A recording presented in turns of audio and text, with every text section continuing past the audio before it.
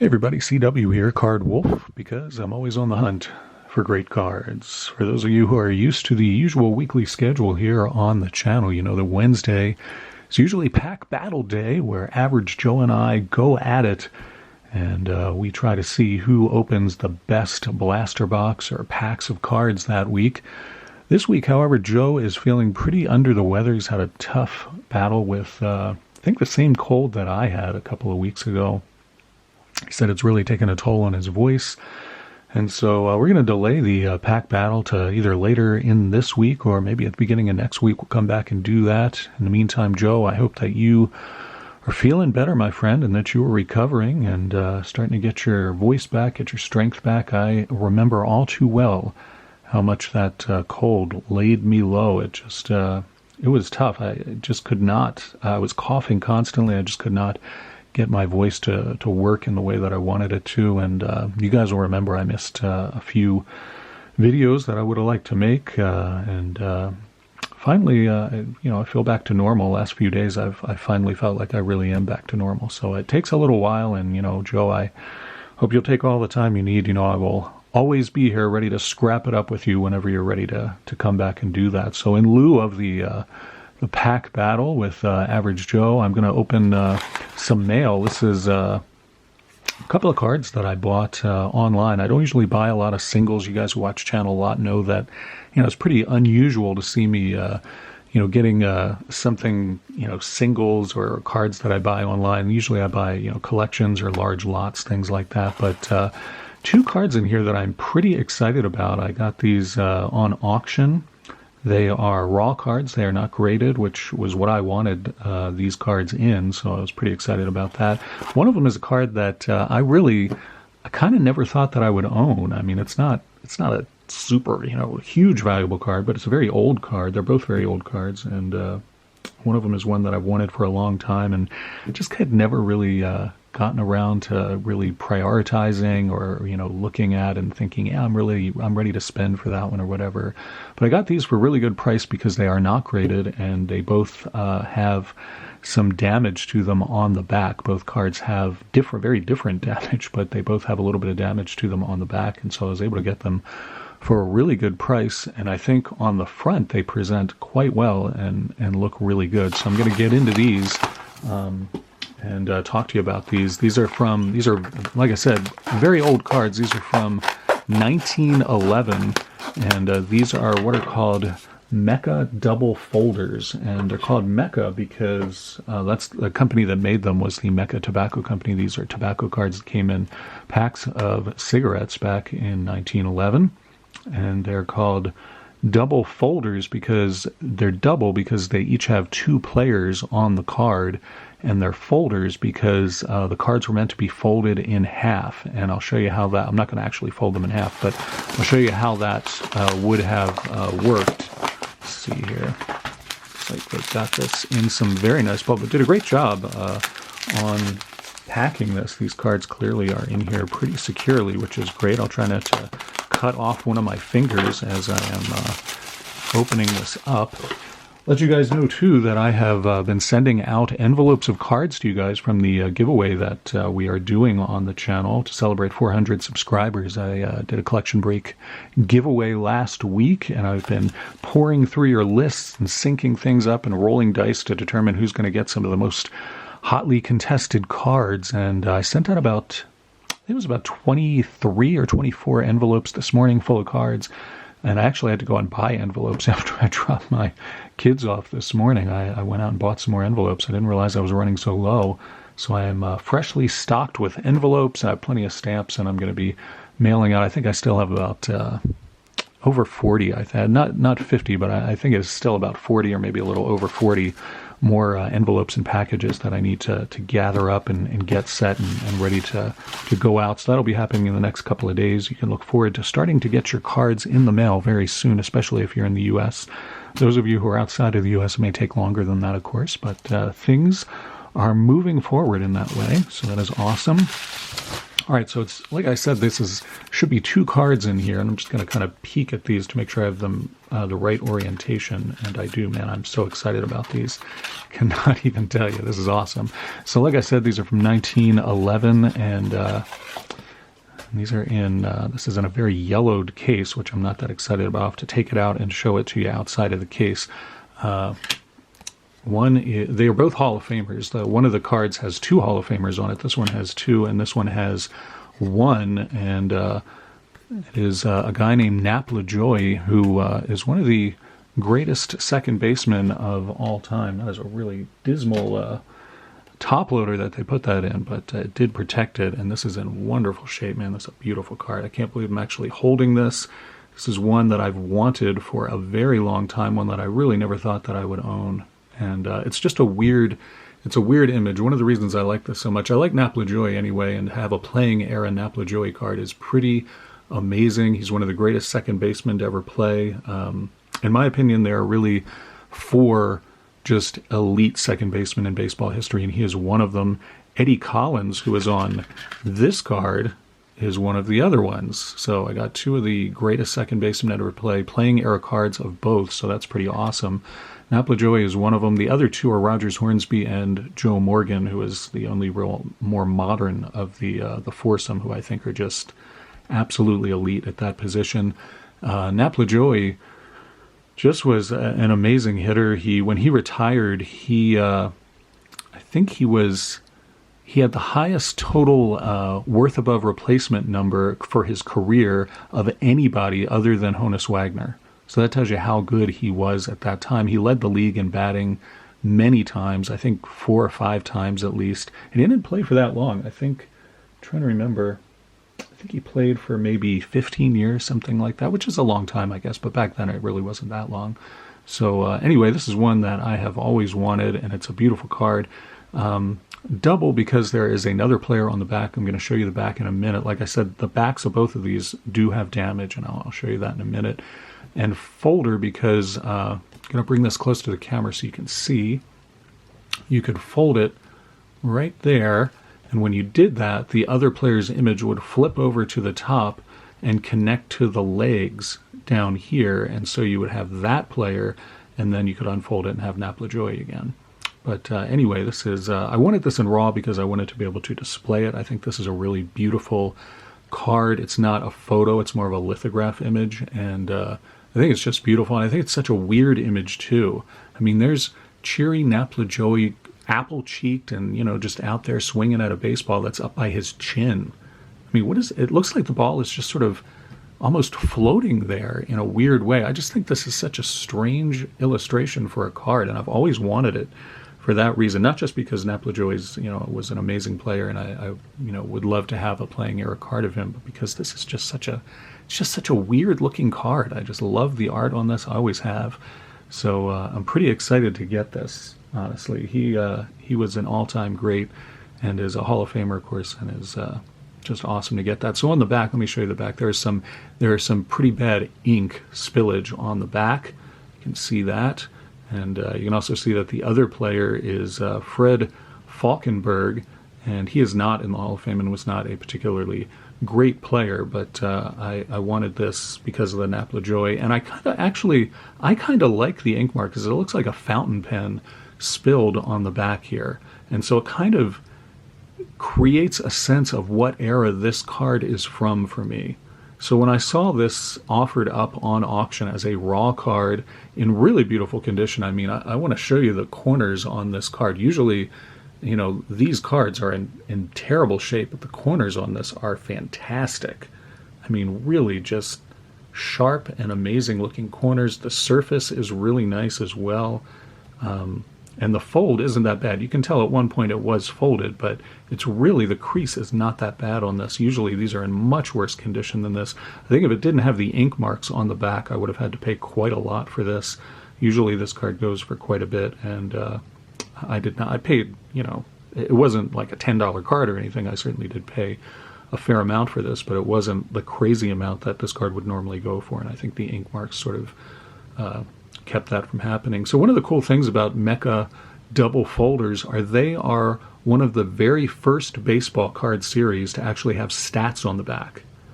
Before this, there were really no baseball cards that had any significant stats. You might have a paragraph that would tell you what the batting average was and other facts about the player, but you didn't have stat lines printed on here like this, the way that you do on pretty much, all baseball cards from, the 50s onward. You would have stat lines like this.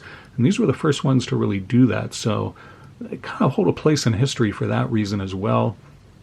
And like I said, I wanted this one for a long time. One of the reasons I wanted it raw was so that I can frame it and display it on the wall. I'll put it in one of those, I'm planning to anyway, get that back in focus for you. Put it in one of those, I don't know if you know what I'm talking about, one of those floating frames where it looks like the object is sort of floating in the middle of the glass in the frame. And so that's what I'm planning to do with this one. I'll probably do it with the other one too and just hang them side by side on the wall. Two of the greatest second basemen to ever play. Show you the other one now and talk about Eddie Collins as well. Eddie Collins was an absolute beast. He was such a good player. The thing about Eddie Collins, and the reason I'm going to take this one out too, just because I want to hold it, and I can, because it is raw and not graded, so that is another reason. I just like holding old cards. I can't help it. I've always felt that way. This one's also in really nice shape. You check the corners out.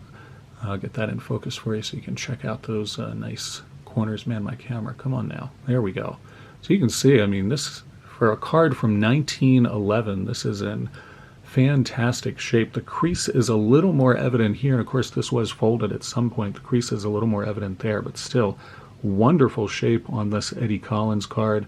So Eddie Collins played for the Philadelphia Americans, which was Connie Mack's baseball team, and in 1910 he spent a bunch of money to really bring on some of the very best players who were playing baseball at that time, including both of the players on this card. Eddie Collins at second base, and on the back is Frank Home Run Baker, who is also in the Hall of Fame, and he was at third base. And actually the damage on the back is not that bad at all. Really not bad. It looked a lot worse on the, the damage is hardly there at all. It's really quite good. That's actually a much nicer card than I had anticipated. That is awesome. Really nice. It looked like there was some significant scuffing on the back, but it's really not that bad. I wonder if the camera just that they shot this with was just blurry. I think I may have gotten a really good deal on this card, actually. This is really nice condition. Let me get it back in focus for you. Anyway, Connie Mack spent about $100,000, which was insane money at the time to buy baseball players with, on 4 guys for his infield. Eddie Collins was second baseman, and Frank Home Run Baker was the third baseman. And they went on to win from 1910 to 1915. The Philadelphia Americans won 4 championships. So clearly Connie Mack knew what he was doing, and he certainly put together quite a baseball team. 4 out of those 5 years they won the championship. So that has become, Connie Mack's $100,000 infield is kind of, a legendary thing in baseball history. So why is Eddie Collins so awesome? I know a lot of you are probably not that familiar with Eddie Collins. Let me tell you about him. Eddie Collins, there are so many great things about Eddie Collins. I hardly even know where to begin. Let me see if I can figure out where I can start. He is 10th all-time now, today. I think he is still 10th all-time in worth above replacement. And I know a lot of people don't understand that stat, but what it means is the player's value above the average player that would replace him in that time period. So Eddie Collins is 10th all-time in that statistic, which is unbelievable. It is amazing. It puts him in the company of people like Babe Ruth and Ty Cobb and Willie Mays and people like that. Number 11, just if you're curious, behind Eddie Collins is a guy named Ted Williams. So that tells you how good Eddie Collins was just from that stat alone. But he also batted .333 lifetime. He has over 3,300 hits.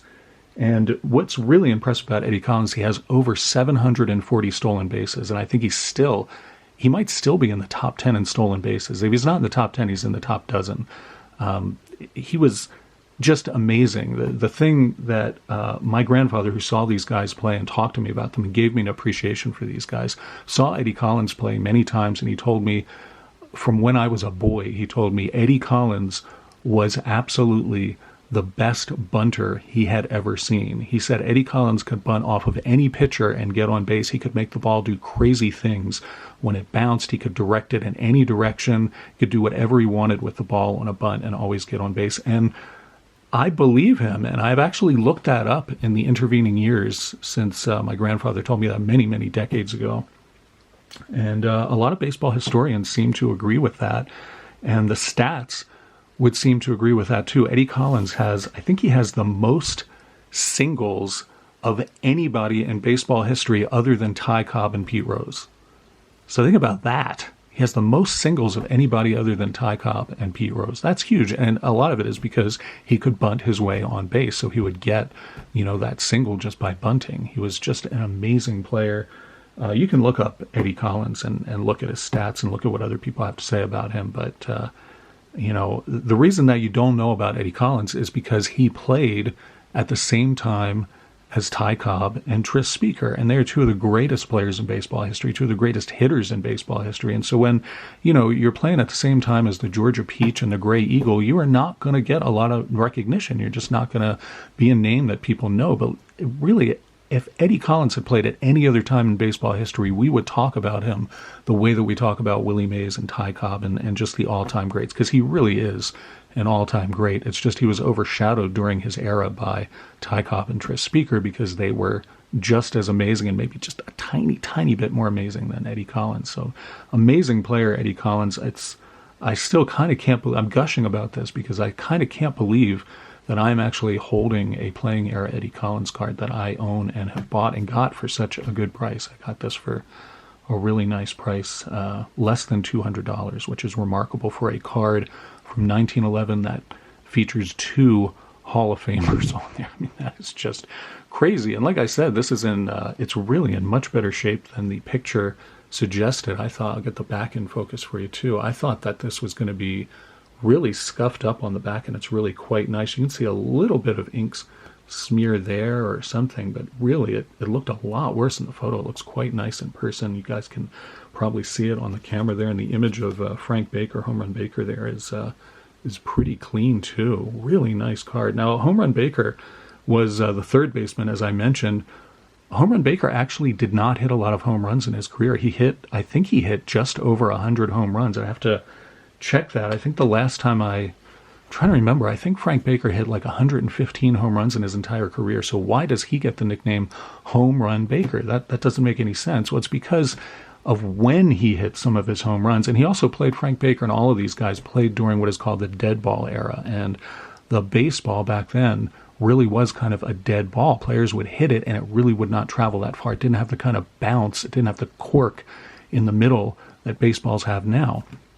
When a baseball hits a bat now, especially if it's like a fastball or something, it flies off the bat really, really fast. It's almost like we're in the live ball era now with the number of home runs that get hit. Back then, the baseball would just kind of, go a little ways and sink. It was almost like you were hitting like a really dead softball. That's the way the baseballs were back then. And so 115 home runs during the dead ball era is actually kind of a lot. But, today it doesn't seem like very much. But Frank Baker got his nickname Home Run Baker because he hit 2 home runs in the championship game, the World Series, what we would think of today. And it allowed his team to win. And so from that point on, he was known as Home Run Baker because he hit clutch home runs that allowed his team to win. And that's how he got that nickname. It wasn't because he was, up there, Babe Ruth style, just putting balls over the fence all the time, because nobody was doing that then. But it was because he was a clutch home run hitter. So that's Frank Home Run Baker. And he is also, I gush about Eddie Collins. I could gush about Frank Baker too. He is one of the all-time greats at third base. There's no question about it. I think Home Run Baker, you got to put him up there with guys like Mike Schmidt and Eddie Matthews and people like that. He really was that good. You can probably see his stat line. What is his stat line here? He was a really good hitter too. You can see his, they call it percent. I got to get this closer so you can read this. They call it percent. That's actually his batting average, 283. And he had 21 stolen bases, 159 hits. Pretty nice stat line there. And of course they show his fielding stuff too, which you really don't see on cards. So that's pretty neat too. Man, I'm really happy with this card. This is just a beauty. And really pleased with how good a shape this is in. It's in better shape than I expected it to be. So anyway, I'm going to stop gushing about these players. If you want to look up Napla Joey, Eddie Collins, or Home Run Baker, you should, because they are Hall of Famers and they were amazing players back in their day, especially Eddie Collins. I mean, I could go on for an hour about all the great things about Eddie Collins, but I'll leave it to you to look that up. Anyway, I'm very happy with these cards, as you can probably tell, and I'm really excited that I got to share them with you on the channel. I've talked for 20 minutes about 2 cards, which is probably some kind of awful record, even for me, who goes on at length about the stuff that I open and look at. So I hope you enjoyed that. I'm going to enjoy looking at these cards at great length, and, you know, my wife will probably have to hear about these for the next week or two, but, you know, it's amazing to me that I have playing era cards of these guys right now. That is just awesome. Very excited about that. Hope you guys enjoyed this and enjoyed my geeking out about these vintage players who were just amazing Hall of Fame players. And I will see you back here tomorrow on the channel. I promise it won't be an episode like this. We'll actually open some packs and look at some more modern cards of players that you actually recognize and know. Hope you guys are having a great week. Enjoy your Wednesday, and as always, happy collecting.